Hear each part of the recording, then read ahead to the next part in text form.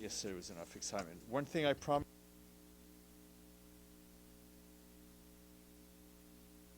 Right, good afternoon. It's 12:10. Tomorrow we will have a guest, and that is our colleague Ghulam Isaksai, the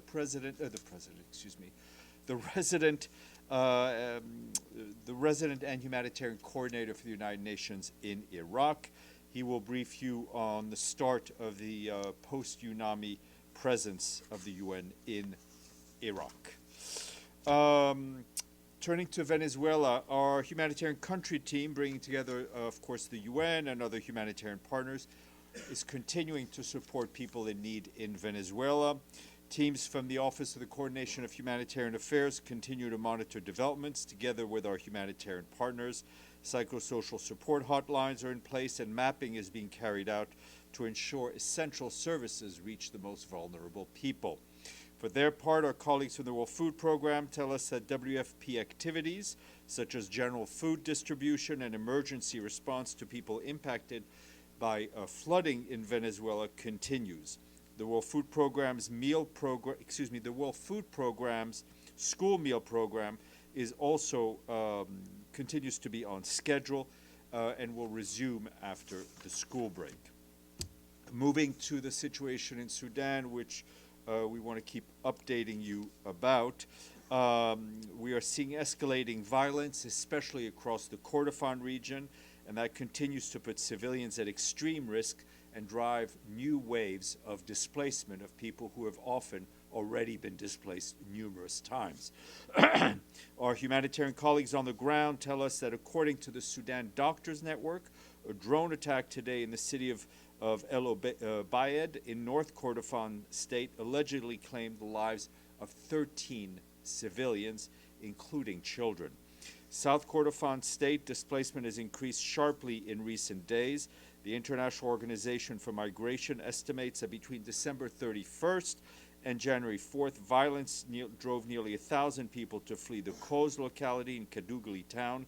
And yesterday, another 2,000 people were uprooted from Umdam Haj Ahmed locality, also in North Kordofan state.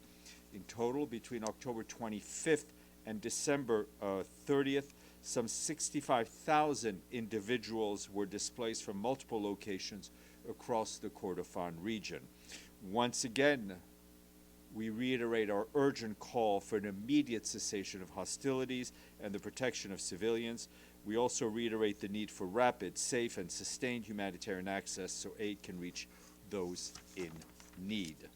Turning to the situation along the blue line between Israel and Lebanon, we are aware that Israeli strikes carried out late Monday night following evacuation orders on targets reportedly linked to Hezbollah and Hamas. The strikes occurred in areas north of the Litani River, including in western Bekaa in Lebanese territory. In southern Lebanon, UNIFIL peacekeepers yesterday reported 3 airstrikes in their areas of operations, 1 in Khiam and 2 in Achit al-Qusar, both in Sector East. UNIFIL also detected several fighter aircraft activities above UNIFIL's area of operations. In addition, our peacekeepers reported multiple instances of direct fire originating from Israel Defense Forces positions south of the Blue Line, including small arms fire impacting Kfar Shuba area, a Merkava tank fire near Shaba, and small arms fire impacting a UN position near Kfar Shuba. All of that is in Sector East. The office of our Special Coordinator for Lebanon, headed by Janine Hennis-Plaschert, and UNIFIL, through their respective channels, remain in close contact with the parties to prevent an escalation of tensions. The Secretary General recalls the progress made since the cessation of hostility arrangements entered into force in November of 2024.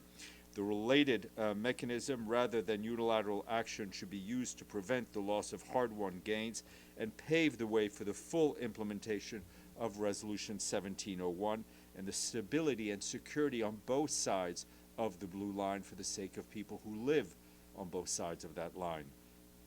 As you're well aware, our Undersecretary General for Peace Operations, Jean-Pierre Lacroix, is in the region. Today, he visited UNIFIL headquarters and conducted aerial and ground tours of the Blue Line. At mission headquarters in Nakora, the UNIFIL head of mission and force commander, Major General Diodato Abanyara, briefed Mr. Lacroix on the work of the mission, and Mr. Lacroix also had a chance to interact with peacekeepers and thank them for their dedicated service in extremely challenging and dangerous circumstances. From Syria, our humanitarian colleagues there tell us that thousands of displaced families in the north of the country are struggling to survive freezing conditions as humanitarian funding continues to shrink. On December 31st, the snowstorm hit 90 displacement sites across the governorates of Aleppo, of Idlib, and Al-Hasake, affecting more than 150,000 people, many of them already living in fragile shelters. Our humanitarian partners report that two infants died from extreme cold in the Harim area of northern Idlib. Around 5,000 shelters were fully or partially damaged, leaving thousands of people exposed to freezing temperatures and at serious risk of hypothermia and respiratory illness. In Hasake City and in collective shelters in the city of Araka, displacement sites have now run out of fuel after previous fuel support ended in December due to funding shortages. Since the storm, partners have been able to provide stoves and fuel to more than 10,000 people in camps, but needs far outstrip available assistance. Overall, our humanitarian partners need $112 million for life-saving winter assistance from September 2025 to March of this year. To date, just $29 million has been received, leaving a 74% funding gap and obviously placing lives at risk. Turning to Gaza, our humanitarian colleagues say further progress has been made in scaling up humanitarian response despite persistent impediments. Our humanitarian colleagues leading shelter intervention say that winter storms in December impacted 65,000 households. Tents were blown away or damaged, homes collapsed under storm conditions, and personal belongings were soaked. In several locations, entire displacement sites were flooded due to inadequate drainage in low-lying areas. During December, aid workers supported about 80,000 families with more than 40,000 tents and over 135,000 tarpaulins, nearly 115,000 other items, including mattresses and blankets. That work is ongoing, and in a publication issued yesterday, our partners working on shelter stressed that tents cannot serve as the primary and sole option for shelter in Gaza, as they obviously only offer temporary protection. They argue that an accelerated shift towards more sustainable solutions, including repairs to damaged homes. At the same time, they warn that insufficient land is available for people seeking to relocate to areas at lower risk of flooding. With recent rainstorms offsetting some of the gains made during the ceasefire, partners estimate that more than 1 million people across Gaza still require urgent shelter assistance. OCHA adds that the latest winter storms also damaged temporary learning spaces and roads used by aid workers to bring much-needed supplies into Gaza. On a positive note, our partners report that last week they finalized the delivery of security communications equipment that had been pre-positioned in Jerusalem, awaiting for approval to enter Gaza since August of 2024.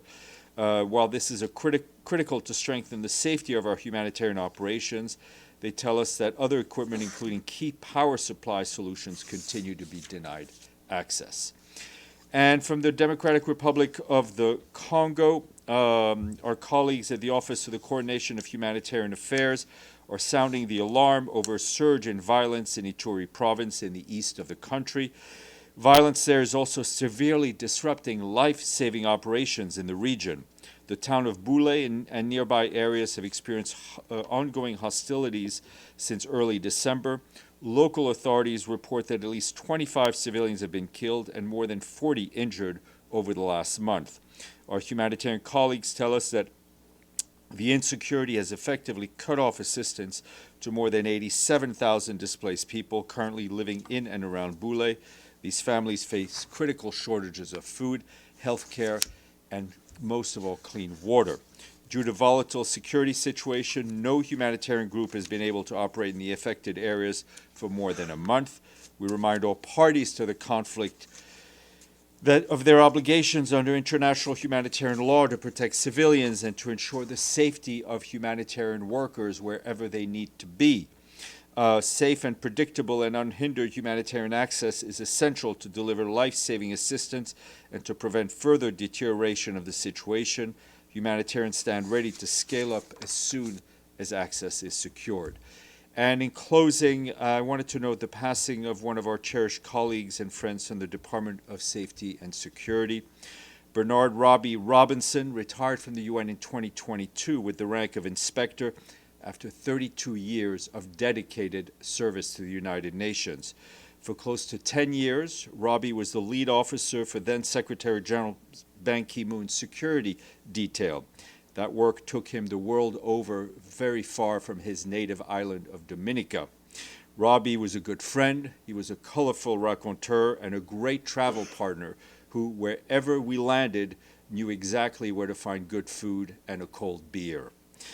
We send our condolences to his wife, his children, his grandchildren. We know that his work took him away from his family a lot, but I want his family to know how much we valued him and we appreciated him at the UN, which was his home away from home.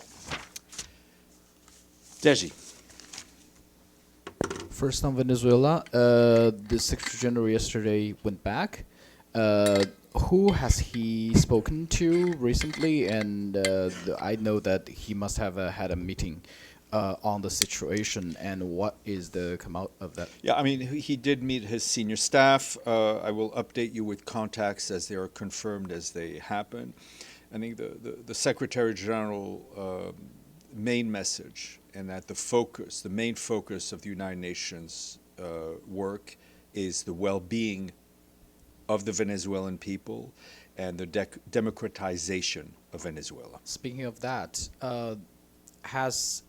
has the recent development affected any operations of the UN inside Venezuela? No, as I read out, I think you may have come in a bit late, but our humanitarian operations are ongoing. So also, and as you'll recall, I mean, the humanitarian situation was pretty dire and drastic before the events that we saw over the weekend.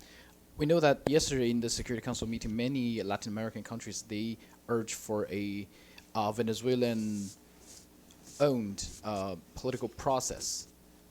Does the Secretary General agree with this? I mean, whether it's in Venezuela, in Syria, or any other country, and I don't, Syria came up at the top of my head, but it is, people need to own the political process. But the U.S. President Trump said that the U.S. is now running Venezuela. Is that an interference? I will let you do the compare and contrast, Deji. Chris. On a similar note, Steph, yesterday at the Security Council, there were calls for the Secretary General or the United Nations to lead the way in assembling some kind of mediation team that would facilitate dialogue and hear from Venezuelans. Is that a call that the Secretary General is heeding? Is that happening right now? We very much paid attention to what was said in the Council. I can tell you that our team on the ground, a resident coordinator, has always had very good contacts with the government as well as members of the opposition, and we will update you on anything that transpires.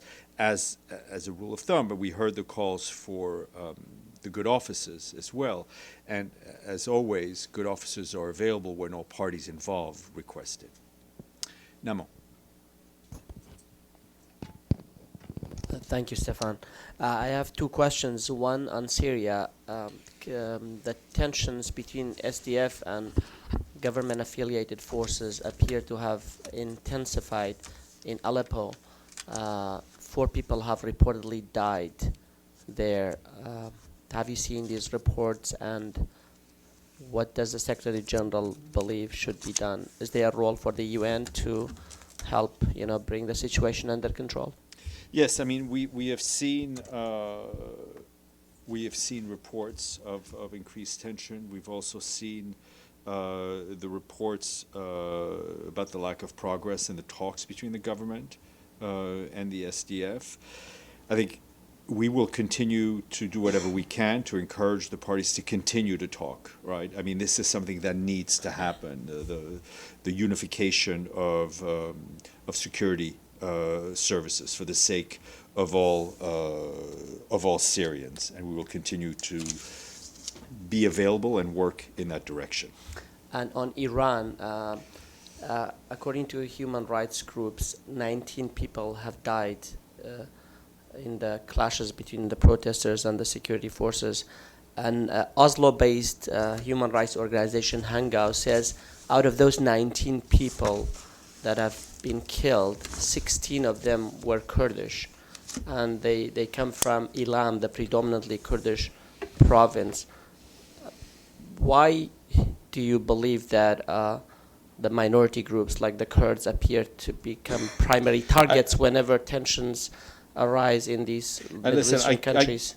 I honestly cannot answer that last question. I think we were very clear yesterday, expressing the Secretary General's very deep concern about the violence that we've seen, the loss of life that we've seen, the inability for people to be able to express themselves freely and peacefully. And I think, looking back to what I said yesterday, those messages very much still stand. From what I gather, we have seen protests in many different parts of the Islamic Republic of Iran. Some of those parts are maybe populated with people who are closer to minority groups. But in terms of the very bit of your last question, I'm really not in a position to answer. Murad and then Islam. Thank you. On the Israeli Foreign Minister visit to Somalia land region, any comment on that? Look, I mean, the visit took place. I think we, along with the Security Council, stand for the territorial integrity and the sovereignty of Somalia. And our position on that is unshakable. I have another question. On Yemen and specifically on the efforts, the Saudi and Yemeni efforts to gather the southern Yemeni parties in a conference in Riyadh to address what's so-called the southern cause. Do you support such efforts, and is the UN involved in any way on this? Our Special Envoy, Mr. Grunberg, is directly engaging with all relevant regional and Yemeni actors, and he remains committed to supporting the Yemeni parties to reach a sustainable and inclusive and negotiated political settlement to the conflict in Yemen. I can tell you we always support the efforts to resolve differences between different groups and different countries through dialogue.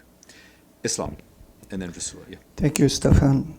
You said yesterday 4.9 million people is in need of humanitarian assistance in Venezuela. Mm-hmm. This has not been highlighted before, as far as I remember. Has the situation worsened over there, or this become more visible after the No, US I mean, operation? Islam, I think, with all due respect, it's something we have talked about quite a bit. Obviously, you know, whether it's journalists or spokespeople, our attention span is limited by our human capacity. But we have been talking about the situation, the humanitarian situation in Venezuela for quite some time, for a number of years. We've seen at some point, huge outflow of migrants, of refugees into neighboring countries, into the broader region. So it is something we have talked about, trying to bring attention to. But it's not as if the dire humanitarian situation has shifted noticeably between, let's say, Friday and today. And my colleague asked yesterday, and I would like to follow up that. Looking at the UN mission past 2 years in Gaza, and now we are talking about humanitarian aid mission in Venezuela, does the Secretary General feel like UN mission in general is sort of shrinking its mission from security and peace to the mostly humanitarian aid? Look, there is let's be honest, there's obviously a shift, right? The UN's peacekeeping missions, political missions, operate under mandates given to it by the Security Council, right? So for that to happen, there needs to be unity, or at least less divisions in the Security Council. I think you can analyze what the situation in the Council is, but to remind you that we still have very active peacekeeping missions in the Central African Republic, in the Democratic Republic of the Congo. We have a very active political mission in Colombia. We closed down a political mission in Iraq for the reason that it was successful, right? And I think you'll hear about it tomorrow from the resident coordinator. So I think our work in peace and security continues. The work on humanitarian issues grabs more headline because it is so overwhelming, and the scale of human suffering is so overwhelming that it demands our attention. But that doesn't mean that the peace and security work is not ongoing as well. Rasula. Thank you, Steph. So the term of UN resident coordinator in Azerbaijan expired today. So has the Secretary General appointed a new resident coordinator? And if so, who has been appointed, and when he will or she will start their duties? Vasula, as usual, you're more on top of Azeri issues than I am. I will check for you. We do announce new resident coordinators from here, so I don't recall us announcing anybody unless something was done in my absence. But I will follow up. I will follow up for you on that. Yes, Pan. Thank you, Steph. On Sunday, U.S. President Trump said again that the United States needs Greenland from the standpoint of national security. And on Tuesday, today, 7 European countries, leaders, signed a joint statement saying that Greenland belongs to Denmark and Greenland. And the issues concerning Greenland will be decided by Denmark and Greenland solely. And at the United Nations, when one Security Council member is threatened by another member, especially a veto-wielding member, it seems that the Security Council can do little to stop it.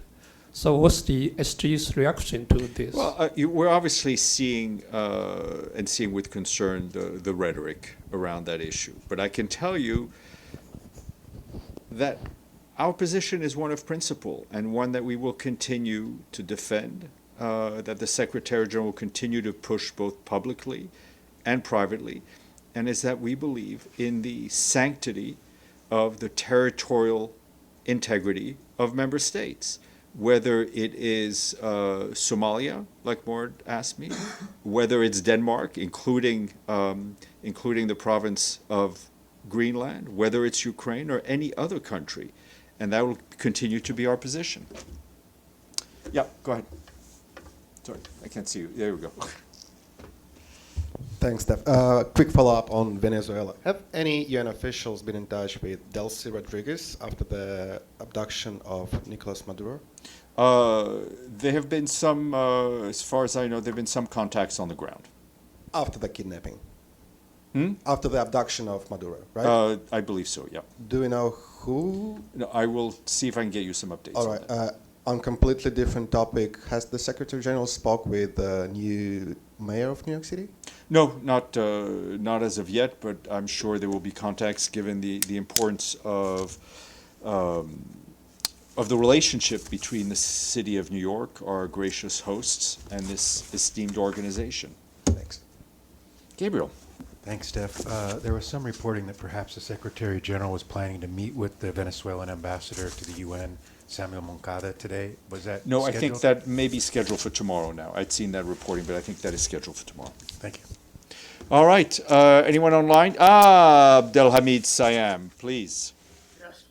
Thank You stand between me and lunch, but that's a dangerous place to be. Go ahead.